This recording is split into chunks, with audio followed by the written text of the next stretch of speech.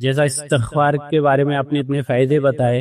تو آپ کے اور میرے پیارے رسول صلی اللہ علیہ وسلم 70 مرتبہ کس طریقے سے استغفار کرتے ہیں؟ صرف استغفار یا پھر دعا رہتی ہے؟ بھائی نے ایک سوال کیا کہ میں نے جیسا کہا جو حدیث میں آتا ہے کہ نبی اکرم صلی اللہ علیہ وسلم 70 سے 100 مرتبہ استغفار کرتے، تو کیسا کرتے؟ تو سب سے پہلی چیز تو یہ ایک تھوڑی وضاحت اس میں کر دیتا ہوں. ہمارے پاس ایک غلط فہمی ہے کہ استغفار ایک جملہ ہے جس کے پیچھے کوئی اعمال نہیں ہے. مطلب جیسا مثال کے طور پر گناہ کرنا ہے تو اس سے پہلے بولتے استغفار استغفار استغفر اللہ، اور بس گناہ چالو ہے. پھر مطلب استغفار جو ہے یہ گناہ جو انسان سے ہو جاتے ہیں ان کو مٹانے کا ذریعہ ہے، لیکن یہ دعوت نہیں کہ آپ گناہ کیجئے تو اس کو پھر بعد میں مٹا لیجئے اس کے ذریعے. دونوں چیزیں. تو استغفار کوئی صرف ایک جملہ نہیں ہے، ایک سینٹنس، ایک ورڈ نہیں ہے، ایک جملہ نہیں، بلکہ اس کے پیچھے کچھ عمل بھی شامل ہے. تو استغفار کیسے کرے؟ نبی اکرم صلی اللہ علیہ وسلم جو دن میں 70 سے 100 مرتبہ جو استغفار کرتے تو وہ یہ ہے استغفر اللہ، یہ کہتے ہیں، جس میں سے بالخصوص تو فرض نمازوں کے بعد آپ ایک مرتبہ بآواز بلند اللہ اکبر کہتے اور 3 بار کہتے استغفر اللہ استغفر اللہ استغفر اللہ. اس کے علاوہ ہے یہ جو آپ 70 سے 100 مرتبہ کرتے. اگر ایک انسان 100 مرتبہ کرنا چاہتا اور یاد نہیں ہوتا، چونکہ حدیث میں یہ نہیں کہ کب کرتے، وقت یاد نہیں رہتا یا کہ کیسے کرے، تو وہ کہتے ہیں ہر نماز کے بعد 20 بار استغفار کر لے تو 100 ہو جاتا ہے. ٹھیک ہے. استغفار کا معنی یہ جملہ کہنا استغفر اللہ، اے اللہ میں اپنے گناہوں سے تجھ سے معافی مانگتا ہوں، اتنا کہنا بھی کافی. استغفر اللہ یا اس سے زائد بھی آتے ہیں جملے، آپ ان کو بھی کہہ سکتے. یہی معنی ہے جو نبی اکرم صلی اللہ علیہ وسلم 70 سے 100 مرتبہ دن میں استغفار کرتے ہیں. استغفار اپنے گناہوں کے لیے رب سے معافی چاہنا کہ اے اللہ مجھ سے یہ گناہ ہوئے ہیں اور میں اس معاملے میں تیرے در پر آیا ہوں، تیرے سامنے حاضر ہوں، اور اے اللہ میں تجھ سے معافی مانگتا ہوں جو گناہ، جو خطائیں، جو لرزشیں، جو وہ کام جو تو نہیں چاہتا تھا میں نے وہ کر لیے، جو تیری شریعت میں تو نے منع کیا تھا میں نے کر لیا، اے اللہ اس معاملے مجھے معاف کر. استغفار یاد رکھیے یہ پہلی چیز ہے، پہلا سبب ہے جس کے تھرو، جس کی وجہ سے ہم اپنے گناہوں کو معاف کروا سکتے ہیں. نبی اکرم صلی اللہ علیہ وسلم کے تعلق سے آتا ہے حالانکہ آپ گناہ نہیں کرتے تھے لیکن امت کو آپ ٹریننگ دے رہے تھے، امت کے لیے چونکہ آپ نمونہ تھے، آپ کے تعلق سے آتا ہے آپ ہر روز دن میں 70 یا 100 مرتبہ توبہ اور استغفار کرتے، اپنے گناہوں کی معافی چاہتے حالانکہ آپ گناہ نہیں کرتے. امت کو درخیر ٹریننگ تھی کہ اگر امت کا لیڈر جو نمونہ ہے وہ اگر دن میں امتیوں 70 سے 100 مرتبہ استغفار کرتا ہے تو تمہیں کیا ہوا، حالانکہ ہم تو گناہ کرتے، پھر ہم کیوں نہیں کرتے. تو یہ ٹریننگ تھی، ایک طرح سے بتایا جا رہا تھا کہ جب نبی کرتے ہیں تو تمہیں بھی کرتے. تو استغفار ہمیں کثرت سے کرنا ہے، اس لیے کہ یہ انبیاءوں کا عمل تھا، اور استغفار اور توبہ انبیاء علیہ السلام بغیر گناہ کے اس لیے کرتے ہیں، اس لیے کہ یہ عبادت ہے. نیک لوگ محسنین کی یہ خصوصیت ہے کہ وہ بغیر گناہ کے بھی رب سے بغیر گناہ کے بھی معافی مانگتے، اور اسی کا جو ہے نمونہ نبی اکرم صلی اللہ علیہ وسلم زندگی ہے کہ آپ خطائیں گناہ نہیں کرتے اس کے بعد بھی معافی مانگتے. تو لہٰذا ہمارے لیے بھی بڑی اہم چیز ہے، اور استغفار جو ہے کسی بھی وقت کیا جا سکتا ہے. کسی بھی وقت، کسی بھی گھڑی، کسی بھی پیر، کسی بھی دن، کسی بھی رات، کسی بھی حالت میں، کسی بھی کیفیت میں کیا جا سکتا ہے. بلکہ انبیاء علیہ السلام کی زندگی سے ہمیں ملتا ہے جب ان سے کوئی غلطی ہو جاتی، تھوڑی سی چوک ہو جاتی، جیسا یونس علیہ السلام، اللہ رب العزت نے قوم کو عذاب دیں گا، یہ بات کا آپ کو اندیشہ ہوا کہ قوم نے ایمان نہیں لائی تو عذاب آئیں گا، آپ بغیر قوم کو بولے، مطلب اللہ کا حکم آئے بغیر نکل گئے بستی سے، اللہ تعالیٰ نے گرفت کر لی کہ ابھی تو ہم نے حکم نہیں دیا، آپ بستی سے نکل گئے، اور آپ نکل گئے اور قوم نے توبہ کر لی پیچھے، تو وہ کشتی جس میں آپ سوار ہو کے جا رہے تھے قوم سے دور وہ غرق ہو گئی، اور ایک بڑی مچھلی نے آ کے آپ کو نگل لیا. تو یونس علیہ السلام مچھلی کے پیٹ میں چلے گئے اور پھر وہاں سے کہا لا الہ الا انت سبحانک انی کنت من الظالمین. وہاں سے آپ نے اپنے رب کو آواز کہ لا الہ الا، کہ اے اللہ تیرے سوا کوئی معبود برحق نہیں، الا انت، تیرے سوا کوئی معبود برحق نہیں، اور یقیناً میں ظالموں میں سے. تو آپ نے اپنی خطا کا اقرار کی. تو رب خوش ہوتا ہے جب اس کا بندہ اس سے معافی مانگتا ہے اور اپنی خطاؤں کا اقرار کرتا ہے کہ یہ مجھ سے ہوا ہے، یہ مجھ سے ہوا ہے، تو اس کا رب اس کو معاف کر دیتا ہے. یاد رکھیے، سمجھ رہے بات؟ تو یہ بڑی اہم بات تھی، یہ بڑی اہم بات تھی، آپ یاد رکھیں. تو استغفار اپنے گناہوں سے معافی مانگنا یہ بڑی اہم چیز ہے، اس کو ہم کثرت سے کریں، حالانکہ یہ کبھی بھی کیا جا سکتا ہے. میں اس کی تفصیلات میں نہیں جاؤں گا، اس لیے کہ میں نے توبہ اور استغفار پہ بتفصیل عنوانات رکھے، لہٰذا کوئی چاہتا ہے تو میرے عنوان دیکھ لے تاکہ ان کے سامنے وہ مکمل تفصیلی بات اور گفتگو آ جائے۔ آج میں مختصر لے رہا ہوں، لیکن کچھ گھڑیاں، کچھ اوقات، کچھ وقت، کچھ مہینے اسپیشل استغفار کے لیے، آئیے وہ بتا دیتا ہوں آج آپ کو۔ کچھ گھڑیاں، کچھ پل، حالانکہ کبھی بھی کیا جا سکتا ہے، لیکن جیسا دعا کبھی بھی کی جا سکتی ہے، کسی بھی حالت میں کی جا سکتی ہے، لیکن کچھ گھڑیاں، کچھ پل دعا کے لیے خاص ہوتے ہیں۔ تو آئیے استغفار کے لیے کون سی چیزیں خاص ہیں وہ میں آج آپ کے سامنے رکھتا ہوں، اور استغفار کے تعلق سے جو باتیں حدیث میں آتی پہلے ہم وہ دیکھتے ہیں، اور پھر میں اس کے تعلق سے چند باتیں رکھتا ہوں۔ صحیح بخاری کی روایت ہے، نبی اکرم صلی اللہ علیہ وسلم نے فرمایا اور کہا، ابو ہریرہ رضی اللہ عنہ اس حدیث کے راوی فرماتے اور کہتے ہیں، آپ صلی اللہ علیہ وسلم نے فرمایا اس گھڑی کے تعلق سے جو گھڑی میں استغفار خاص طور سے قبول ہوتا ہے۔ آئیے وہ گھڑی کیا ہے، اس تعلق سے آتا ہے کہ آپ صلی اللہ علیہ وسلم فرماتے اور کہتے ہیں، ہمارا رب آسمانی دنیا پر ہر رات نزول کرتا ہے، اللہ تعالیٰ آسمانی دنیا پہ ہر رات نزول کرتا ہے، جب رات کا آخری تہائی حصہ جو ہے باقی رہ جاتا ہے۔ آخری تہائی حصہ مطلب فجر سے پہلے کا حصہ، جس کو ہم عام طور سے سحر کہتے ہیں، جس میں ہم اٹھ کے رمضان وغیرہ میں روزہ رکھتے ہیں، مطلب سحر کرتے ہیں کھانا۔ تو آپ نے فرمایا ہمارا رب آسمانی دنیا پر ہر رات نزول کرتا ہے جب رات کا آخری تہائی حصہ باقی رہ جاتا ہے، ٹھیک ہے، تو فرماتا ہے کون ہے جو مجھ سے دعا کرے میں اس کی دعا قبول کروں، کون ہے جو مجھ سے مانگے میں اس کو جو ہے اس کی جھولی بھر دوں، کون ہے جو استغفار کرے یعنی گناہ کی معافی مانگے اور میں اس کو بخش دوں۔ تو گویا یہ کبھی بھی کیا جا سکتا ہے استغفار، لیکن اگر خاص گھڑی آپ کو جاننا استغفار کی، ایسا دعا کبھی بھی کی جا سکتی ہے اس کی خاص گھڑی ہے، تو استغفار کرنے کی خاص گھڑی ہے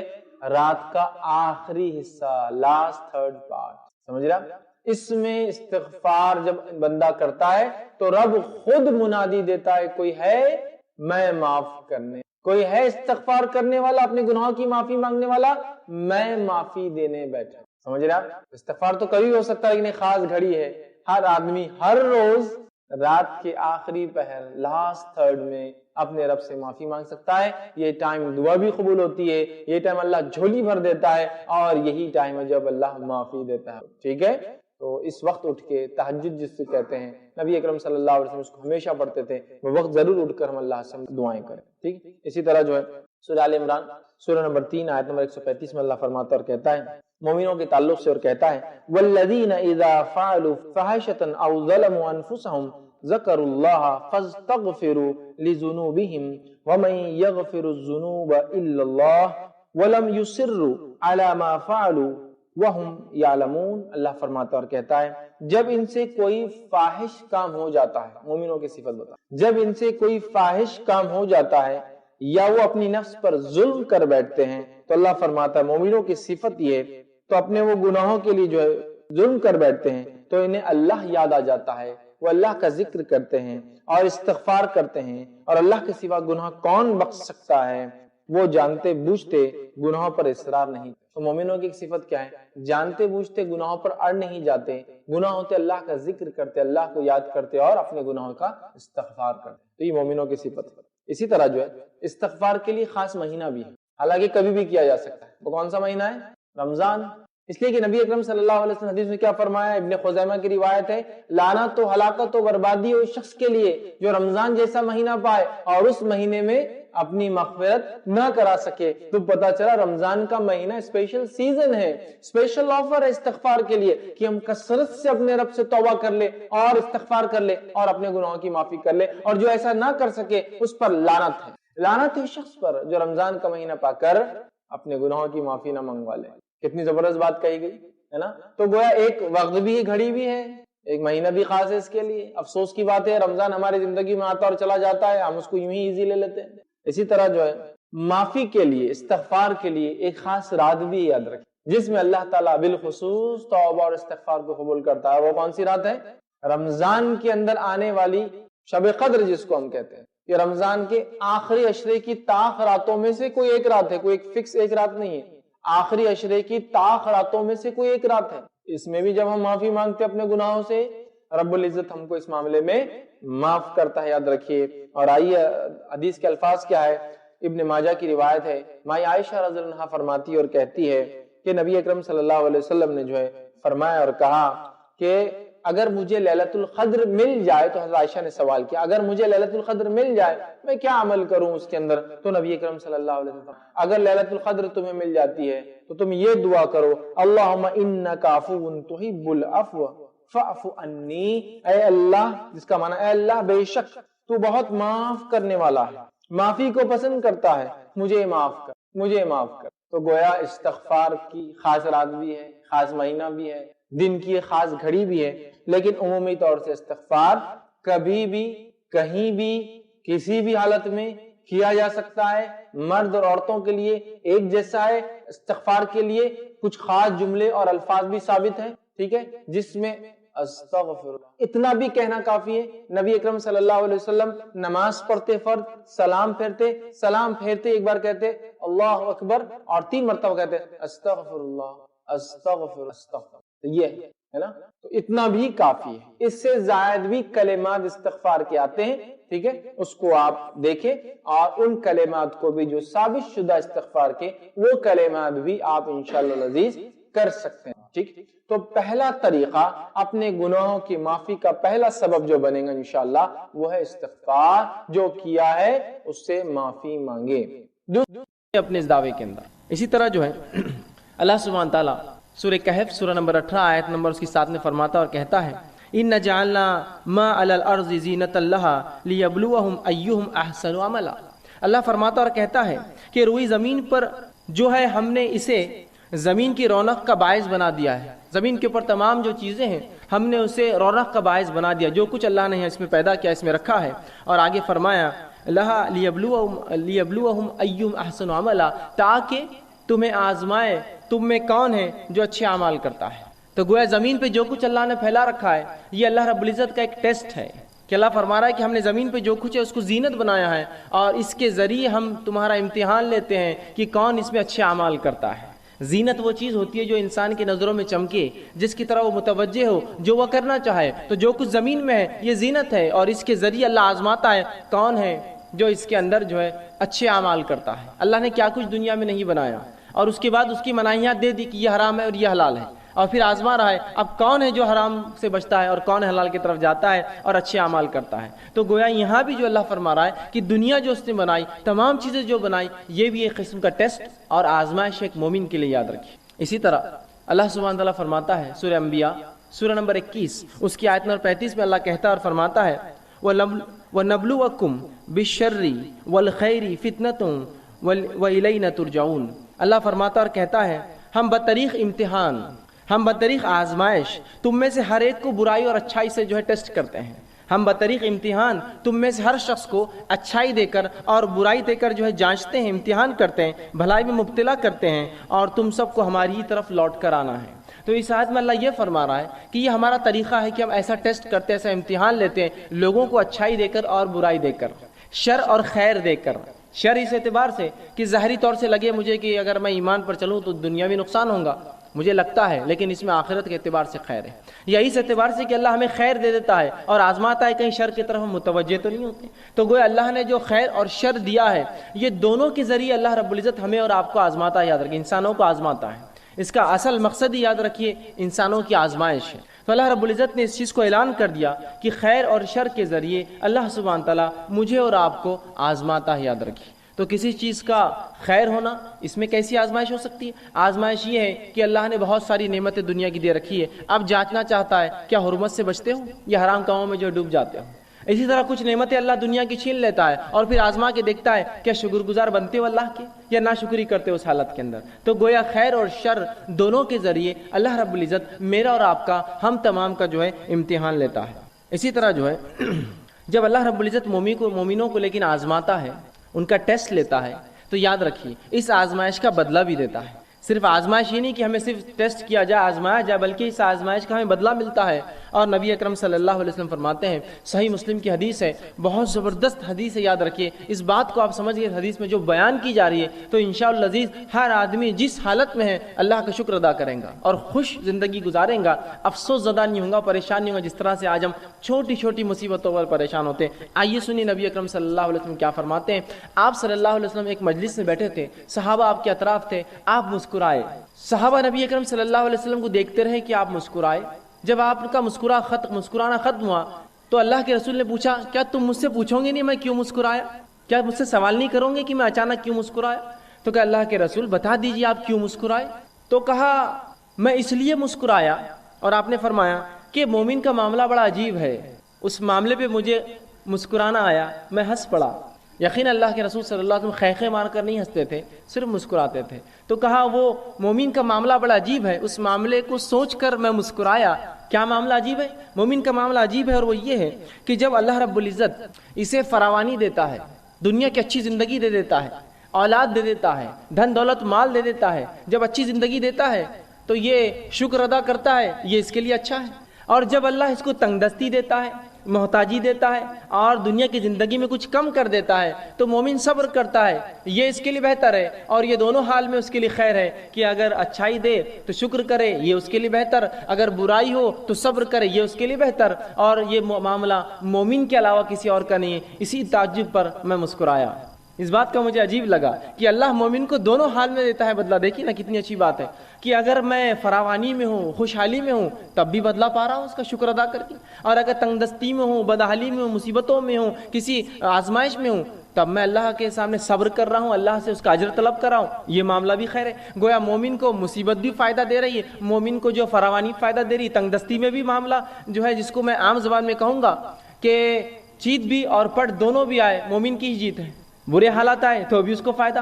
اچھے حالات آئے تو بھی اس کو فائدہ۔ شکر ادا کرے اچھے حالت میں، اللہ بدلہ دے گا، صبر کرے برے حالت میں، اللہ بدلہ دے گا۔ تو مومن کا معاملہ عجیب ہے، رسول اللہ نے فرمایا، اور یہ معاملہ آپ نے حدیث میں فرمایا صرف اور صرف مومن کا ہے، مومن کے علاوہ یہ معاملہ کسی کا بھی نہیں، یاد رکھیے کسی اور کا نہیں یہ مسئلہ، صرف ہمارا معاملہ ہے جو ایمان کا دعویٰ کرتے ہیں، دونوں حال میں خوش ہوتے ہیں، دونوں حال میں بدلہ پاتے ہیں۔ اسی طرح جامع ترمذی کی روایت ہے، آپ صلی اللہ علیہ وسلم فرماتے ہیں جب مومن کو اللہ آزماتا ہے تو کیا ملتا ہے اس کے بدلے۔ سنیے،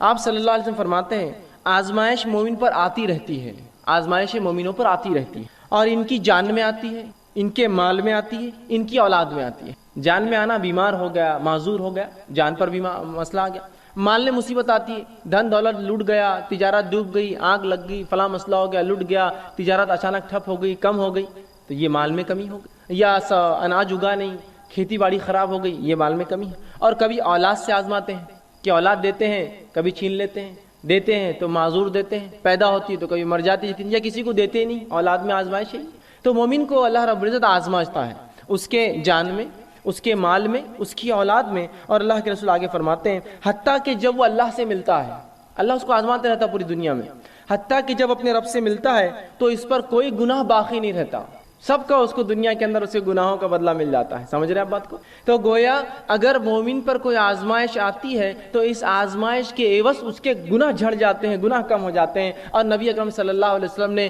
حدیث میں بیان کیا اور فرمایا اگر مومن کو کانٹا بھی چبھتا ہے تو اس کا بھی اجر لکھا جاتا ہے، اس کے گناہ معاف ہوتے ہیں۔ سبحان اللہ، تکلیف میں اٹھا رہا ہوں اس کا بھی بدلہ پاتا ہوں۔ آپ ایک مرتبہ باہر نکلے صحابہ کے ساتھ فجر کی نماز کے بعد، ایک جھاڑ تھا سامنے، جو سردی کا موسم تھا اور پتے اس کے سوکھ چکے تھے، پتجھڑ تھا وہ۔ آپ آئے، صحابہ آپ کے ساتھ تھے، آپ نے اس جھاڑ کو پکڑ کر ہلایا۔ جب جھاڑ کو ہلایا تو کچھ پتیاں گرنے لگی جو کہ سوکھ چکی تھی۔ نبی اکرم صلی اللہ علیہ وسلم فرمایا جب تم میں سے کوئی شخص بخار میں مبتلا ہو جاتا ہے، بیمار ہو جاتا ہے، بالخصوص بخار آتا ہے جسمانی، تو اس کے گناہ ایسے ہی جھڑتے ہیں جیسے جھاڑ کے پتے میرے ہلانے سے جھڑے ہیں۔ سبحان اللہ، دیکھیے تکلیف آزمائش ہے، آزمائش پہ صبر کر رہا ہے تو بدلہ بھی پا رہا ہے، اور اس حد تک بدلہ ملتا ہے کہ جامع ترمذی کی روایت کے مطابق مومن آزمایا جاتا ہے اس کے مال میں، اس کی دولت کے اندر، اس کی جان کے اندر، اس کی اولاد میں، حتیٰ کہ جب اپنے رب سے اس کی ملاقات ہوتی ہے موت کے بعد تو تب گناہوں سے بری ہوتا ہے، گناہوں سے پاک ہوتا ہے۔ اور ظاہر سی بات ہے جب انسان گناہوں سے پاک ہوگا تو اس کا ٹھکانہ میں سمجھتا ہوں سب جانتے جنت کے علاوہ کچھ نہیں ہو سکتا ہے۔ تو آپ دیکھ رہے ہیں، تو گویا آزمانا اللہ کی سنت ہے، اور آزمائش کا مومن کو بدلہ ملتا ہے۔ اچھے اگر حالات ہے تو شکر کرے، برے حالات ہے تو صبر کرے، دونوں حالات میں مومن اس کا بدلہ پاتا ہے۔ اور مومنوں کو جو آزمائشیں آتی وہ ایسا بدلہ دیتی ہے کبھی کبھار کہ وہ اتنا آزمایا جاتا ہے کہ روز قیامت اس پر کوئی گناہ باقی نہیں رہتا، وہ بالکل جو ہے اللہ کے سامنے ایسا حاضر ہوتا ہے کہ وہ جو ہے بالکل گناہوں سے پاک اور جو ہے صاف ہوتا ہے۔ تو گویا مومن پر جو بھی مصیبتیں آفتیں آتی ہیں اللہ رب العزت اس کا بدلہ بھی لیتا ہے۔ اب اللہ رب العزت کس کو آزماتا ہے یہ بات بھی اب جان لیں۔ کبھی کبھار ہوتا ہے اگر کوئی آزمائش میں مبتلا ہو جائے تو ہم کہتے ہیں ہاں بڑا بات کر رہا تھا، دین کی بڑی بات کر رہا تھا، فلاں دیکھو پھنس گئے نا، دیکھو مصیبت آئی نا۔ جب ہمارے جیسے تھے تو اچھی زندگی گزار رہے تھے، خواہ مخواہ ایمان کی باتیں کر رہے تھے، خواہ مخواہ اپنے آپ کو مسلمان بتا رہے تھے، تجارت بیٹھ گئی نا۔ معاملہ ختم ہو گیا نا، فلاں چیز ہو گئی، ان کی نظر لگ گئی، ان کی نظر پڑ گئی، یہ اب تم پہ نظر رکھ رہے، فلاں ہو رہا، یہ ہو رہا، وہ کتنے مسائل لوگ بیان کرتے ہیں۔ اب آئیے سنیے، اللہ کس کو آزماتا ہے؟ تو اللہ رب العزت یاد رکھے صرف انہی کو آزماتا ہے جن سے وہ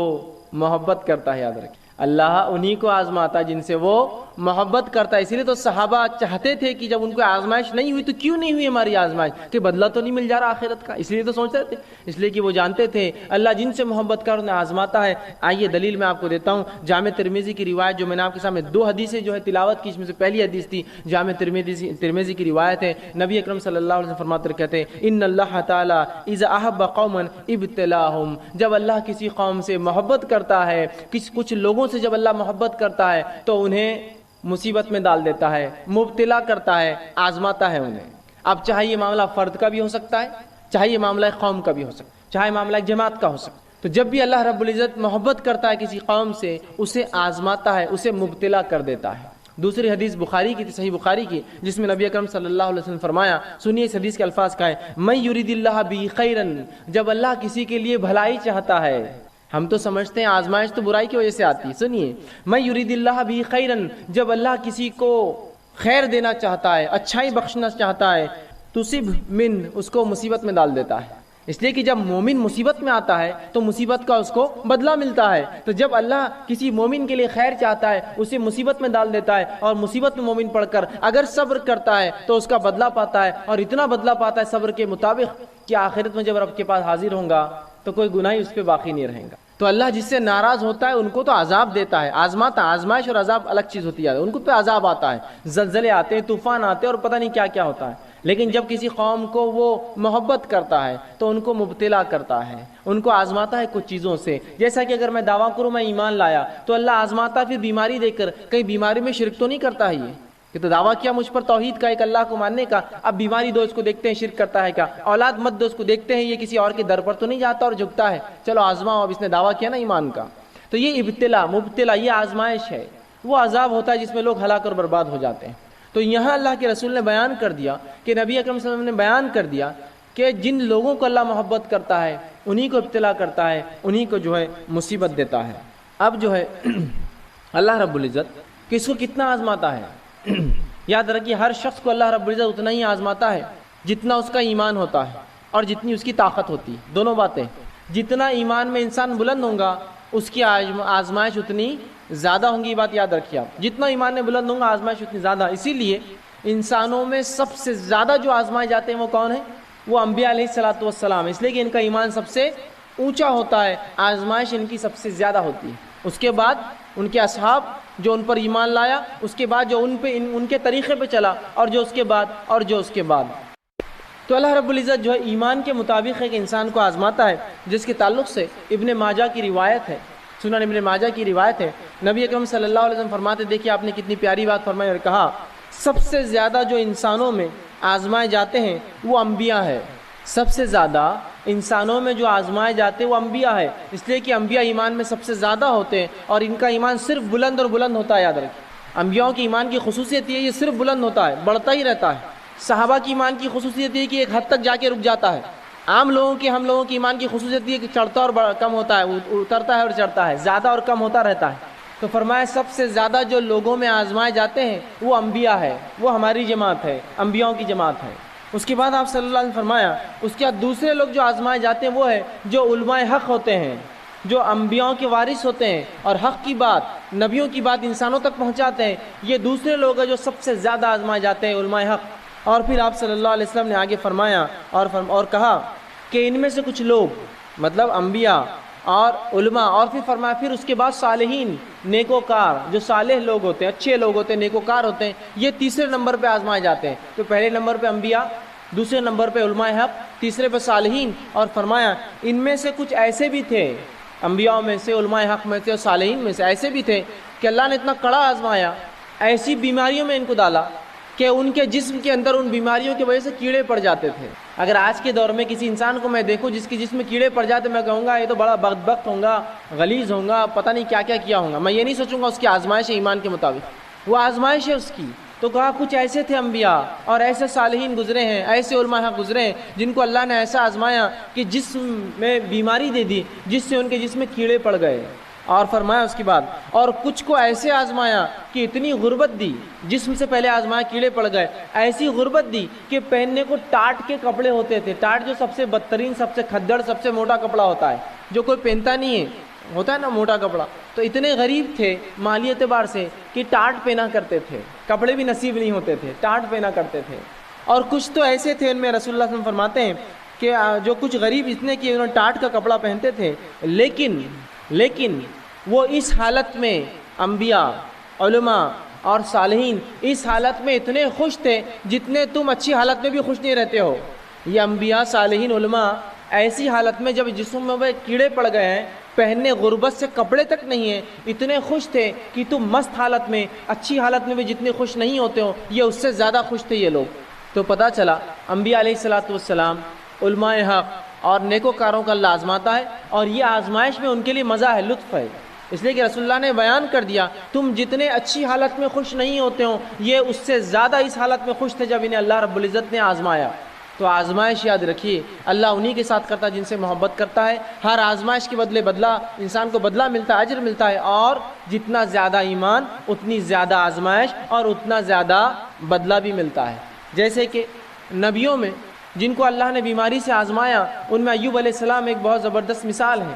نبی اکرم صلی اللہ علیہ وسلم فرماتے ہیں ایوب علیہ السلام 18 سال بیمار رہے، اس حد تک بیمار ہوئے کہ جسم سڑ چکا تھا بیماری سے، اور تمام خاندان کے افراد بھاگ گئے تھے چھوڑ کر، سوائے بیوی کے اور 2 رشتہ داروں کے جو روزانہ یا کبھی کبھار آ کر ملا کرتے تھے، باقی سب بھاگ گئے تھے چھوڑ کر۔ جب 18 سال گزر گئے تو وہ جو 2 لوگ ملنے آیا کرتے تھے ان کو شک ہوا، اور دونوں نے ایک دوسرے سے کہا کہیں ایوب نے کوئی بہت بڑا گناہ تو نہیں کیا جو اللہ اتنا اس کو آزما رہا ہے کہ 18 سال سے اس کی بیماری کو شفا نہیں ملتی ہے، وہ بیمار ہے، غربت آ گئی، اس کی اولاد مر گئی، اس کا سب کچھ لٹ گیا اور اس کا جسم تک خراب ہو گیا اور سڑ گیا، تو کہیں ایوب نے کوئی گناہ تو نہیں کیا جو اللہ اس کو اتنا آزما رہا ہے، اتنا تکلیف دے رہا ہے؟ بہرحال وہ یہ بات کرتے ہوئے آ ہی رہے تھے۔ رسول اللہ فرماتے کہ ایوب علیہ السلام جو ہے بیت الخلاء کے لیے گئے، ان کی بیوی ان کے ساتھ تھی۔ جب وہ گئے تو اللہ نے 18 سال بعد ان کی بیماری سے شفا دے دی، شفا یاب ہو گئے، نئی جسم دے دی اور جوان بنا دیا ان کو۔ جب وہ جوان ہو کر بیت الخلاء سے واپس آئے تو ان کی بیوی نے ان کو پہچانا نہیں، پھر تو ان سے پوچھا کہ کیا تم نے اللہ کے نبی ایوب جو بیمار ہے اس کو دیکھا ہے؟ اور دیکھنے دکھانے میں ایوب بالکل تمہارے جیسا دکھتا تھا جب جوان تھا، حالانکہ وہ خود ایوب علیہ السلام تھے۔ تو دیکھیے 18 سال ایوب علیہ السلام کو اللہ رب العزت نے جسمانی بیماریوں سے، مال کی کمی سے، اولاد کی کمی سے آزمایا۔ تو اللہ جن لوگوں کو آزماتا ہے یاد رکھیے ان سے اللہ محبت کرتا ہے، اس لیے آزماتا ہے، اور جتنی آزمائش زیادہ ہوتی ہے اللہ رب العزت اتنا زیادہ انسانوں کو اس آزمائش کے بدلے میں جو ہے بدلہ دیتا ہے، اجر دیتا ہے اور ثواب پہنچاتا ہے۔ کہ اللہ رب العزت جو ہے کتنا آزماتا ہے لوگوں کو، کیا ایسا تو نہیں اللہ مجھے اتنا آزمائیں گا کہ میں جس کو برداشت نہ کر سکوں؟ کہیں ایسا تو نہیں کہ اللہ ہمیں اتنا آزمائیں گا کہ میں برداشت نہ کر سکوں؟ لوگ کہتے ہیں میں بیمار ہوں، یہ برداشت کے باہر ہے، وہ مصیبت برداشت کے باہر ہے، یہ مال کی کمی برداشت کے باہر ہے۔ تو کیا اللہ لوگوں کو ان کے طاقت سے زیادہ آزماتا ہے؟ آئیے سنیے، اللہ رب العزت کبھی بھی انسانوں کو ان کی طاقت سے زیادہ نہیں آزماتا، یاد رکھیں۔ اس لیے کہ اللہ سبحانہ تعالیٰ نے قرآن کے اندر سورہ بقرہ سورہ نمبر 2 آیت نمبر 286 میں فرمایا اور کہا لا یکلف اللہ نفسا الا وسعها، اللہ کسی انسان کو اس کے طاقت سے زیادہ نہیں آزماتا،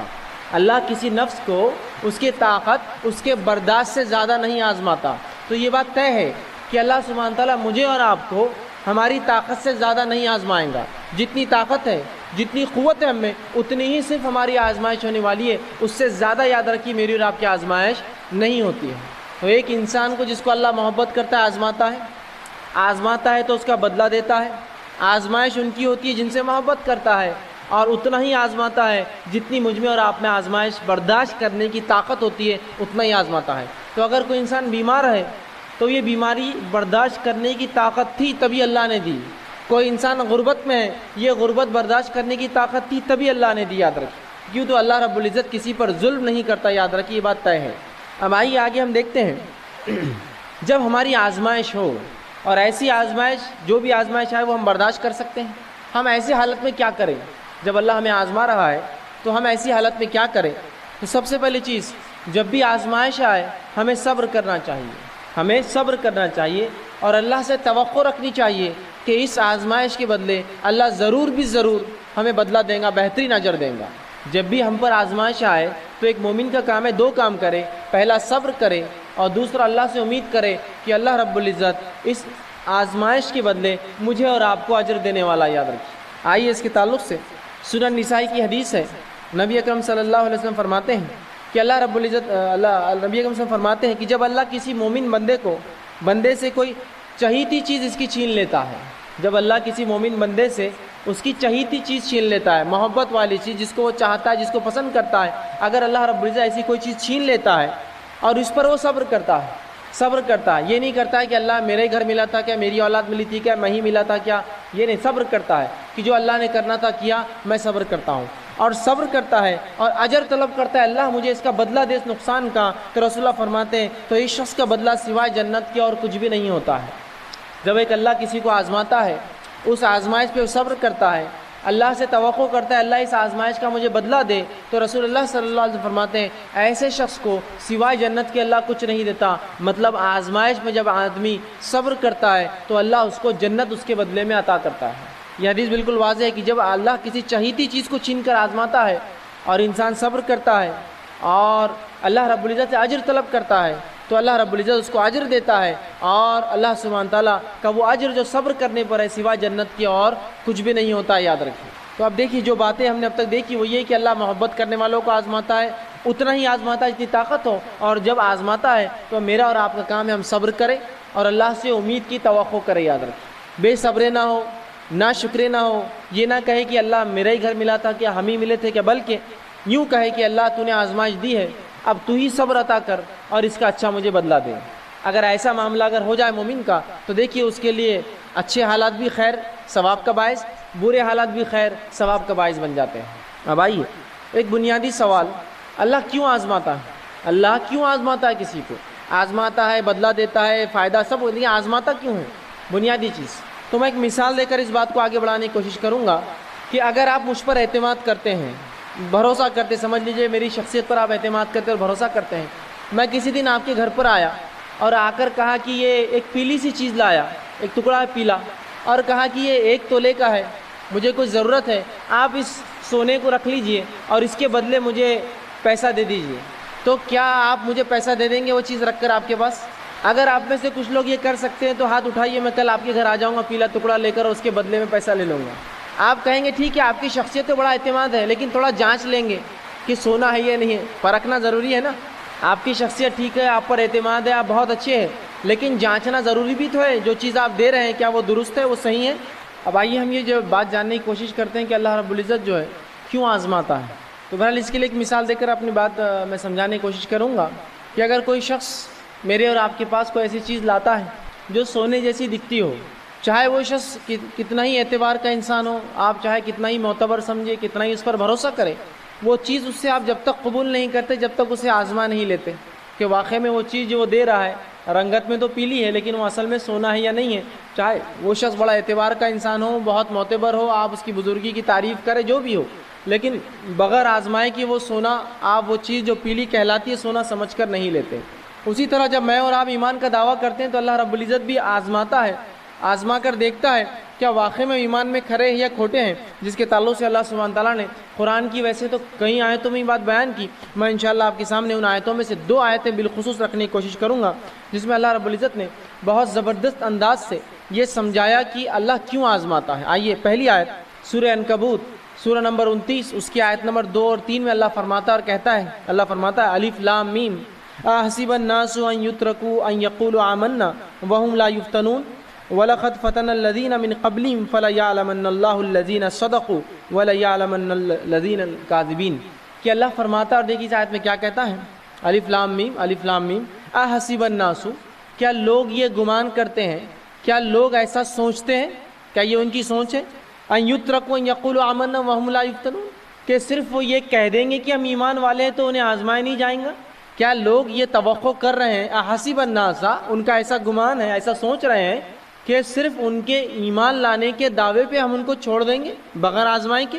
اللہ دیکھیں آئے وَلَقَدْ فَتَنَ الَّذِينَ مِنْ قَبْلِهِمْ، حالانکہ ہم نے تو ان سے پہلوں کو بھی آزمایا، مصیبتوں میں آزمایا، اس کی وجہ فَلَيَعْلَمَنَّ اللَّهُ الَّذِينَ صَدَقُوا، تاکہ اس آزمائش کے ذریعے جان لے کون ہے جو تم میں سے اپنے دعوے میں سچا ایمان کے، وَلَيَعْلَمَنَّ الَّذِينَ الْكَاذِبِينَ، اور جان لے تم میں سے کون ہے جو جھوٹا ہے اپنے دعوے میں۔ تو اس آیت میں اللہ نے دیکھی کتنی زبردست اور پیاری وضاحت کر دی. کیا لوگ یہ سوچتے ہیں کہ صرف ایمان لانے کے دعوے پر وہ چھوڑ دی جائیں گے بنا آزمائش کے؟ جبکہ ہم نے تم سے پچھلوں کو آزمایا تاکہ جان لے کون ہے جو ایمان کے دعوے میں سچا ہے اور جان لے کون اپنے دعوے میں جھوٹا ہے. تو اللہ رب العزت آزماتا اس لیے تاکہ پرکھے ہم میں کون سچا ہے اور کون جھوٹا ہے. آئیے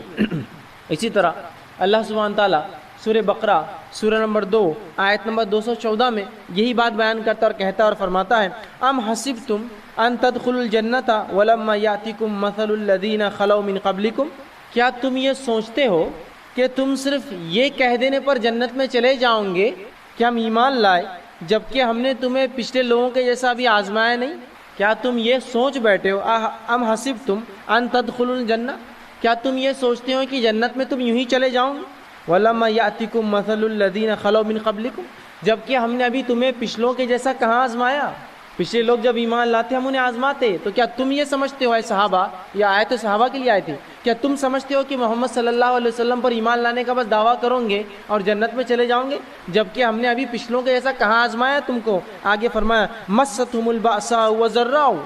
اور انہیں ہم بیماریوں سے آزماتے تھے اور مصیبتوں میں ہم نے ان کو ڈال کر انہیں آزمایا. اور کیسا آزمایا؟ ذراؤ وزلزلوا حتى يقول الرسول والذین معه متى نصر اللہ، اتنا آزمایا، ایسا جھنجھوڑا، اتنا جھنجھوڑا کہ پکار اٹھے ان کے انبیاء اور رسول.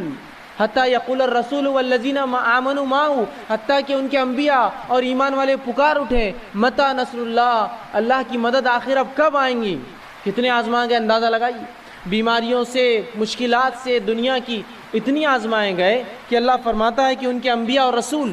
اور ان کے متبعین پکار اٹھے ایمان والے، اللہ کی مدد آخر کب آئیں گی؟ اللہ نے فرمایا الا ان نصر اللہ قریب، سن لو اللہ کی مدد بہت قریب ہے تم سے. تو کیسے جھنجھوڑے گئے؟ اتنا آزمایا اللہ نے پچھلے لوگوں کو کہ ابھی تو کچھ بھی نہیں ہوا صحابہ کے ساتھ. اور جو انہوں نے آزمائشیں برداشت کی، میں سمجھتا ہوں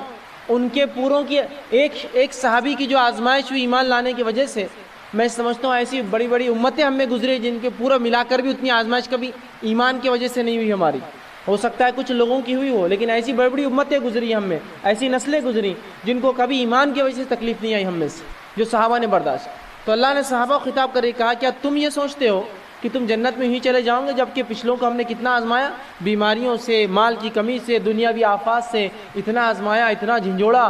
کہ ان کے انبیاء علیہ الصلوۃ والسلام، ان کے رسول پکار اٹھے اور ان کے پیروکار متبعین کہ آخر اللہ کی مدد کب آئیں گی. اللہ کی مدد، اللہ نے کہا سن لو اللہ کی مدد بہت قریب ہے. تو لوگ بہت سخت آزمائے گئے، اللہ رب العزت نے آزمایا. اور جو لوگ آزمائے جاتے ہیں اور آزمائش میں صبر کرتے ہیں، اللہ رب العزت انہیں بدلہ دیتا ہے. قرآن میں اللہ رب العزت نے سورہ بقرہ سورہ نمبر 2 آیت نمبر 155 سے آگے بیان کیا. یہ بہت ہی مشہور اور معروف قرآن کی آیتیں ہیں، بار بار ان آیتوں کو ہم سنتے ہیں. اللہ فرماتا ہے وَلَنَبْلُوَنَّكُمْ بِشَيْءٍ مِّنَ الْخَوْفِ وَالْجُوعِ نَقْصٍ مِّنَ الْأَمْوَالِ وَالْأَنفُسِ وَالثَّمَرَاتِ فَبَشِّرِ الصَّابِرِينَ. کیا فرما رہا ہے اللہ؟ وَلَنَبْلُوَنَّكُمْ بِشَيْءٍ مِّنَ الْخَوْفِ، ہم ضرور بضرور تمہیں مبتلا کریں گے، آزمائیں گے، خوف سے، والجوع اور بھوک سے، ونقص من الاموال والانفس والثمرات اور کمی سے، مال کی اور جان کی اور پھلوں کی. اور جو ان تمام کی آزمائشوں پر صبر کرے فبشر الصابرین، تو ایسے صبر کرنے والوں کو خوشخبریاں سنا دو. الذین اذا اصابتهم مصیبۃ قالوا انا للہ وانا الیہ راجعون. اور یہ وہ لوگ ہیں کہ جب اللہ ان کو مصیبتوں میں ڈالتا ہے، جان کی کمی، مال کی کمی، پھلوں کی کمی، روزی کی کمی، کسی بھی قسم کی کمی میں، تو یہ کہتے ہیں قالوا انا للہ وانا الیہ راجعون، اے اللہ ہم تیری ہی طرف سے آئے ہیں اور تیری ہی طرف لوٹ کر جانا ہے.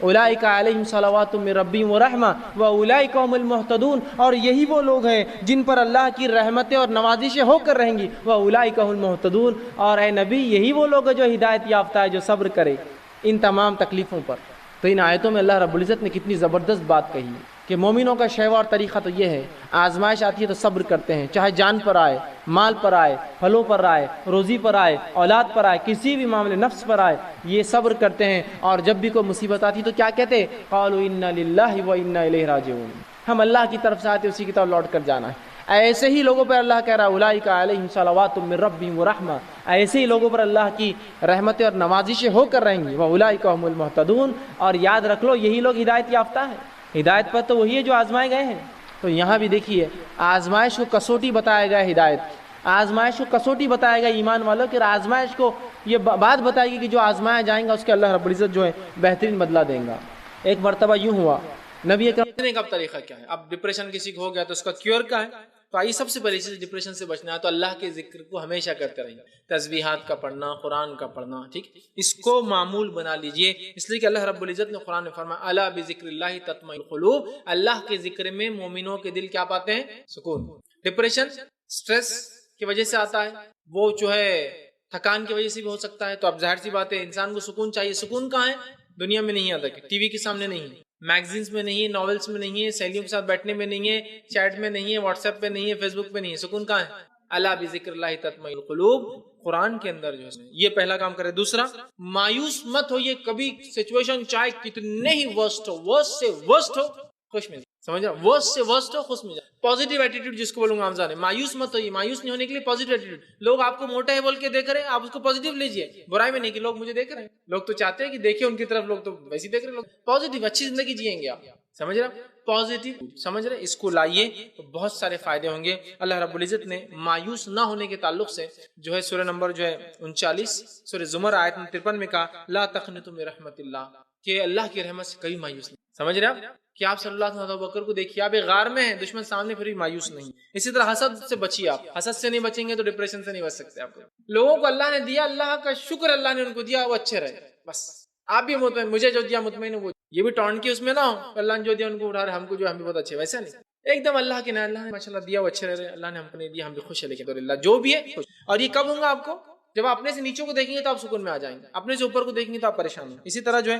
جو ہو وہ اللہ کی طرف سے تھا اور وہ ہونا ہی تھا، جو ہوا اللہ کے تو ہونا ہی تھا، ہم کچھ نہیں کر سکتے، یا اللہ اب اس کا بدلہ دے ہمیں، اچھا ہوا تو اچھا اور برا ہوا تو اس کا جو ہے اس کا بھی ہمیں، سمجھ رہے آپ، جو ہوا اللہ کے تو یہ سوچ لے تو انشاءاللہ ڈپریس نہیں ہوں گا آدمی۔ اسی طرح جو ہے تقدیر پر ایمان مضبوط کیجیے اپنا، کہ تو اس کے علاوہ کچھ ہو ہی نہیں سکتا، اللہ جب تک نہ چاہے، تقدیر میں ہے بول کر ہی ہوا، اس کو سمجھیے، تقدیر میں تھا ہم خوبصورت ہو دنیا کے اعتبار سے، اللہ کے پاس نہ، تقدیر میں تھا دنیا میں ہم مالدار ہو، اللہ کی طرف سے معاملہ تھا، تقدیر میں تھا ہم غریب، الحمدللہ کوئی مسئلہ نہیں، ہم ایسی زندگی گزاریں گے، اس میں ہم کارنامہ انجام دیں گے، اس لیے کہ جس کو جیسا ٹیسٹ اور پیپر آئے گا اس کا پیپر چیکنگ بھی اسی اعتبار۔ اسی طرح جو ہے صبر کرے، شکر کرے، اللہ پر توکل کا جو ہے مزاج بنائے، صبر اور شکر، یہ صبر کرے مصیبتوں پر، شکر کرے جو کچھ ہے، اور توکل کرے۔ اور یہ صبر اور شکر کب آئیں گے معلوم؟ جو اپنے سے نیچوں کو دیکھیں گے آپ، کہ اللہ نے مجھے وہاں بس صرف 2 ویلر ہے، 4 ویلر میں آ رہے ہیں، تو میرے اور بھی کئی سہیلیاں جو رکشے سے آئی بیچاری، اور کچھ تو ایسے ہیں جو پیدل آئے، اتنا ہی پیسہ تک رکشہ، الحمدللہ 2 ویلر ہے۔ کار والا بولے الحمدللہ اللہ تعالیٰ نے ہم کو دیا، ورنہ دیکھو کچھ لوگ کیسے ہیں، اللہ کا کتنا شکر ہے کہ ہم کو اللہ نے اتنی ساری نعمتیں دی، ہر چیز پہ شکر ادا کیجیے، جس کو ہے، جس کے پاس نہیں ہے دونوں بھی۔ اسی طرح نماز کی پابندی، قرآن کی پابندی اور لمبے سجدوں کی پابندی، جو شیطان کی طرف سے ہوتے، یاد رکھیے بہت سی بار یہ جو ڈپریشن کے اٹیکس ہو، لمبے سجود کرنے سے کیا ہوتا ہے، آدمی کے ڈپریشن حل ہوتے ہیں، اللہ کے سامنے گڑ گڑاتا ہے تو اس سے فائدہ ہوتا ہے۔ اسی طرح رائٹ کائنڈ آف فوڈ، مطلب کھانے کی اچھی عادت ڈالی، ہیلدی فوڈ کھائیے، اس سے بھی ڈپریشن ریلیز ہوتا ہے، یہ بھی ایک solution. Right kind of exercise بھی کیا کیجیے، اس لیے کہ اس سے فائدہ، ورنہ بہت ساری بار مسلم عورتیں ایکسرسائز نہیں کرتی اور اس کو بہت برا سمجھ، ایکسرسائز کی بھی عادت ڈالی، ٹھیک ہے۔ اسی طرح جو ہے فلم اور ڈرامے سے پرہیز کیجیے، اس لیے کہ ڈپریشن کی علامت ہے، یا اگر نہیں ہے آپ کو ڈپریشن تو ڈپریشن لا دیتے ہیں، کیونکہ اس میں دیکھ کے انسان ناشکرا ہو جاتا ہے، ٹھیک ہے۔ اسی طرح اپنے سے نیچے لوگوں کو دیکھیے تو انشاءاللہ آپ شکر کریں گے، علاج کی شکل ہے۔ اور ہمیشہ یاد رکھیے کہ ہنستے رہیے، کیپ اسمائلنگ، اس لیے کہ یہ ایک سنت ہے، تو ہنسنے سے آپ کو کیا ہوگا، اتمت ہنسی کہ آپ کا دل ہی خراب ہو جائے گا، ہاں ہنستے رہے، دن بھر کے لوگ بڑے پاگل بچی آ گئی، ٹھیک، لیکن ہنستے رہیے۔ لیکن اب ہنسنا بڑا مصیبت ہے آج کے دور میں، کہ تو کوئی ہنستا نہیں، اب آپ کسی محل میں جا کے ہنس رہے، ادھر آؤ، کیوں ہنس رہے، کچھ میں نے غلط پہنی نہیں آنٹی، کیوں ہنس رہے تھے، میرے کو